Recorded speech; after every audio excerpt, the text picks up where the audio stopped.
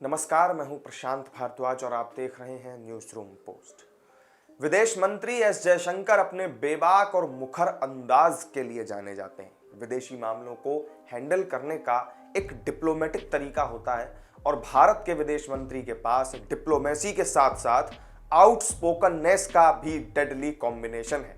उन्होंने एक बार फिर से अमेरिका की मिसाल देकर कनाडा को खरी खरी सुना दी। एक इंटरव्यू के दौरान विदेश मंत्री ने खालिस्तानी अलगाववादियों की हत्या की साजिश में भारतीय अधिकारियों के कथित तौर पर हाथ होने के आरोप के खिलाफ अमेरिका और कनाडाई मामलों के बीच स्पष्ट अंतर करते हुए कहा कि कनाडा की तरह अमेरिका आजादी के नाम पर अलगाववाद, आतंकवाद और उग्रवाद को उचित नहीं ठहराता है। विदेश मंत्री अपनी नई किताब वाई भारत मैटर्स को लेकर बातचीत कर रहे थे और इस दौरान उन्होंने मजबूत ताकतों और दुनिया के साथ भारत के संबंधों को प्रासंगिक बनाने के लिए रामायण का भी इस्तेमाल किया। विदेश मंत्री ने कहा कि अमेरिका ने जानकारी के साथ अपने दावे का समर्थन किया है, जबकि इस बात पर जोर दिया गया है कि बीते 45 सालों में संबंधों पर बारीकी से नजर रखने के कारण अमेरिकी अब भारत की चिंताओं की पहले से कहीं ज्यादा सराहना कर रहे हैं। जब विदेश मंत्री से यह पूछा गया कि चीन के साथ नियमित द्विपक्षीय आदान प्रदान फिर से शुरू नहीं करने की रणनीति कितनी सही है, तो इस सवाल के जवाब में उन्होंने कहा कि भारत के लिए इस मामले पर दृढ़ता और धैर्य दिखाना जरूरी है, क्योंकि सीमा मुद्दे से परे यह भी एक जरूरी मुद्दा है कि भारत को एक रणनीतिक इकाई के रूप में कैसे माना जाता था।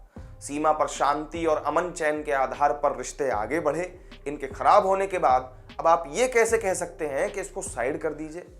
ये सवाल जब उनसे पूछा गया तो इस बात के जवाब में जयशंकर ने कहा कि भारत की समझौता न करने वाली स्थिति के संकेत के रूप में सीमा बुनियादी ढांचे में सुधार का हवाला उन्होंने दिया। उन्होंने कहा कि मोदी सरकार क्षेत्रीय अखंडता और एकता जैसे मुख्य मुद्दों पर एक रुख अपनाने में विश्वास करती है।